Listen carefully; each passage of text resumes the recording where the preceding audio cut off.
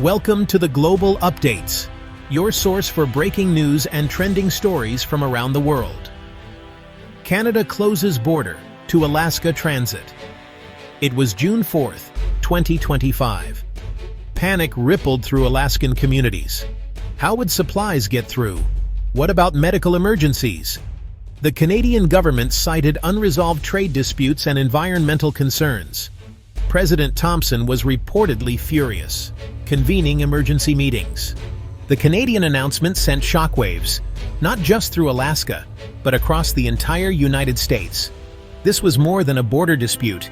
It felt like an economic blockade, a maple curtain, as one commentator put it. The U.S. government began to formulate a response. Every hour, the routes remained closed. The pressure mounted. Alaska relies heavily on road transport through Canada. The Canadian land bridge was critical. Its sudden absence created a vacuum, a void that threatened to cripple the Alaskan economy. For Alaskans, the news was a direct hit, a blow to their daily lives. Imagine waking up to find your main access road gone. Supermarket managers stared at depleting inventories, all typically trucked through Canada. The alternatives were slow and costly. The just-in-time delivery system was shattered. Students unable to drive to colleges, tourists stranded. The sense of isolation was palpable, a deliberate severing by a neighboring nation. This crisis didn't erupt from a vacuum. U.S.-Canada relations, while often portrayed as amicable, have seen their share of friction, especially over trade. One only needs to look back a few years. The previous U.S. administration, under President Sterling, had imposed tariffs on Canadian steel and aluminum, citing national security, a move that angered Ottawa deeply. Canada retaliated with its own tariffs on American goods, a tit-for-tat that soured relations and left lingering resentment. Those trade wars, though officially resolved, left scars. Canadian industries felt unfairly targeted. The U.S. had acted unilaterally then. Now, some in Canada saw this as their turn, a chance to assert their own sovereign interests, perhaps even payback. The rhetoric from certain Canadian politicians had grown sharper in recent years, complaining about American overreach and the perceived disregard for Canadian concerns. The groundwork for a more assertive Canadian stance was being laid, quietly, behind the scenes. The Sterling administration's America First policies had prioritized domestic interests, often at the expense of international partnerships.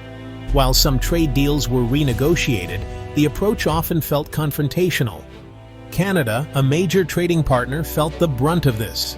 The memory of those sudden tariffs, the economic disruption, the financial implications for Alaskans and American businesses were catastrophic. Almost overnight, the cost of doing business in Alaska skyrocketed. Shipping companies, forced to reroute via sea or air, passed on massive surcharges. A truckload of groceries that once cost a few $1,000s to ship now cost tens of thousands, if a plane or barge could even be found. This wasn't just inflation. This was economic strangulation, a deliberate act to inflict pain and leverage. For Alaskans, this meant higher prices for everything: gas, food, building supplies, and necessities. Their purchasing power plummeted. Wages couldn't keep up with this sudden artificial inflation. Savings dwindled. Many families faced stark choices between heating their homes or putting food on the table. The Alaskan dream, for some, was turning into a nightmare. The state, heavily reliant on imports from the lower 48, was uniquely vulnerable. Canada knew this and appeared to be exploiting it. American businesses with operations or markets in Alaska reeled. Supply chains were in disarray. Contracts were breached. Perishable goods rotted, unable to reach their destination. Construction projects, vital for infrastructure and development, ground to a halt. The uncertainty was crippling. How long would this last? Canada's bold move wasn't just about past grievances, it was also about future leverage. Canada holds a strong strategic position, not just geographically, controlling land access to Alaska, but also in terms of natural resources. The nation is rich in critical minerals, essential for modern technology, and green energy. One such mineral is germanium, vital for fiber optics, infrared night vision, and high-efficiency solar cells. The United States is heavily reliant on imports for germanium, and Canada is a key supplier. By restricting access to Alaska, Canada wasn't just flexing its muscles over transit rights. It was subtly reminding the United States of its broader resource power. The message was clear. Canada is not a junior partner. It has assets, it has leverage, and it is willing to use them.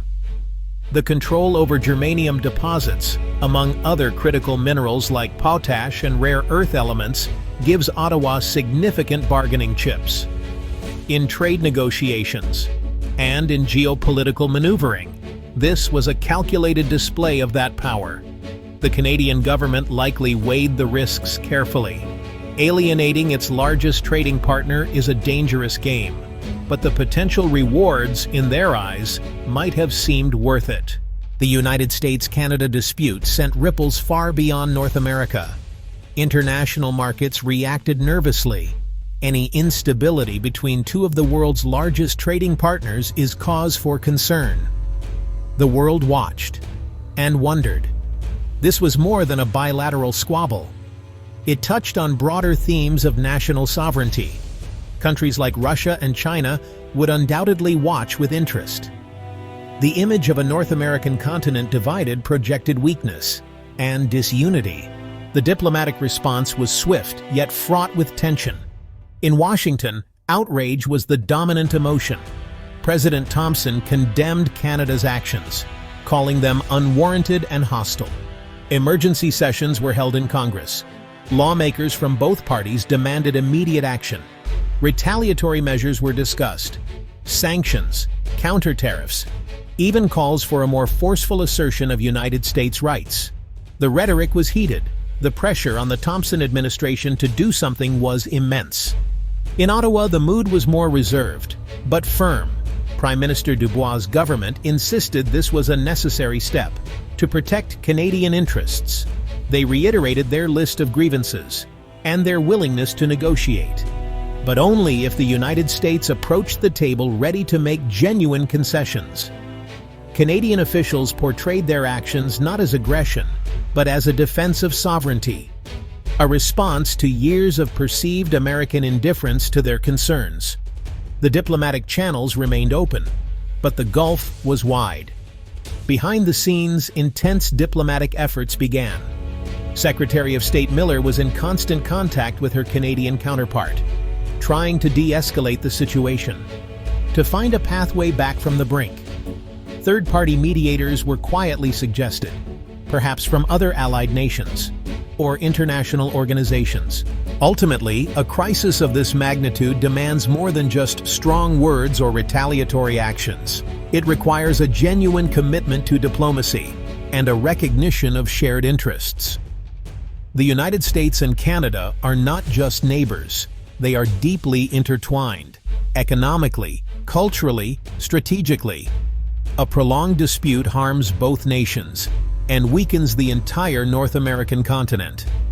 Finding common ground, however difficult, is essential, not just for Alaska, but for the future of the relationship. Potential solutions would require compromise, perhaps a renewed framework for trade dispute resolution, one that feels more equitable to both sides. Addressing specific Canadian concerns about environmental impacts or market access might be necessary, while the United States would insist on the immediate restoration of transit rights to Alaska. A phased approach might be needed, reopening routes as a show of good faith, while longer-term issues are negotiated. Trust needs to be rebuilt, step by painful step. The importance of international cooperation cannot be overstated. This crisis serves as a stark reminder. When nations resort to unilateral actions, the consequences can be severe and unpredictable. Dialogue, negotiation, and respect for international norms are the bedrocks of a stable global order. The United States-Canada relationship has weathered storms before. This one is particularly fierce. As the dust begins to settle, the true impact of the crisis becomes clear. The once seemingly unbreakable bond between the United States and Canada has been tested like never before. Families separated by borders, businesses disrupted, communities facing uncertainty. Pause twos. But amid the chaos, there are glimmers of hope. Stories emerge of individuals and groups working tirelessly to bridge the divide. Humanitarian efforts to support isolated Alaskan communities. Cross-border collaborations to address shared environmental concerns. Pause twos. The economic toll is significant. Industries reliant on seamless trade between the two nations have been hit hard. But resilience is a hallmark of both American and Canadian spirit. Local economies start to adapt. Innovate. Find new ways to thrive. Pause twos. Politically, leaders on both sides of the border are under immense pressure. The crisis has reshaped the landscape of North American diplomacy. New policies and agreements are being forged, ones that take into account the lessons learned. The importance of balance, equity, mutual respect. Pause twos. The world watches as the United States and Canada navigate these uncharted waters. The stakes are high, not just for these two nations, but for the entire global community. The path forward is uncertain, but one thing is clear: the resilience of human spirit, the power of diplomacy, the necessity of cooperation. These will be the guiding lights as North America moves towards recovery. Pause twos. The aftermath of this crisis is a chapter still being written, a testament to the challenges of our interconnected world, and a reminder that even in the darkest times, there is always a way forward. Together. Pause twos. This is not just a story of isolation and conflict. It's a story of resilience, hope, and the enduring power of unity. Pause twos. Thank you for watching. If you found this video insightful, please like, share, and subscribe for more content, filled with opportunities and challenges alike. As Alaska begins to reintegrate, the focus shifts towards rebuilding stronger, more resilient connections. Pause twos. Innovations in technology and infrastructure promise to bridge the physical and political divides. High-speed rail links, advanced telecommunications, and sustainable energy projects are on the horizon. These advancements aim not only to reconnect but to future-proof the region against similar disruptions. Pause twos. For the people of Alaska, this is a time of cautious optimism. The crisis has highlighted their vulnerabilities but also their strengths. Communities are more united than ever, driven by a shared vision of a prosperous future. Pause twos. On the international stage, the crisis has served as a wake-up call. Global leaders are re-evaluating their approaches to diplomacy and cooperation. New alliances are forming, and old ones are being strengthened. The lessons learned here are being applied worldwide, fostering a more interconnected and resilient global community. Pause twos.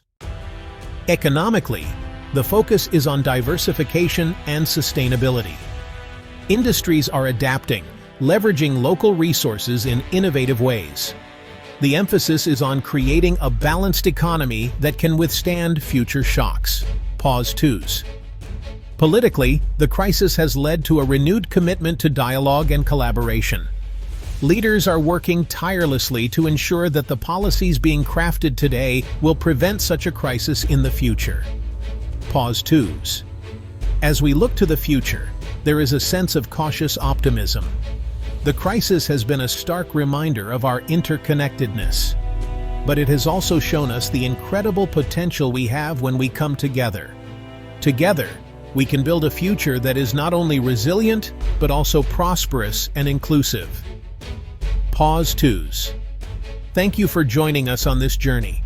If you found this video insightful, please like, share, and subscribe for more content. Together we can navigate the challenges of today and build a brighter tomorrow.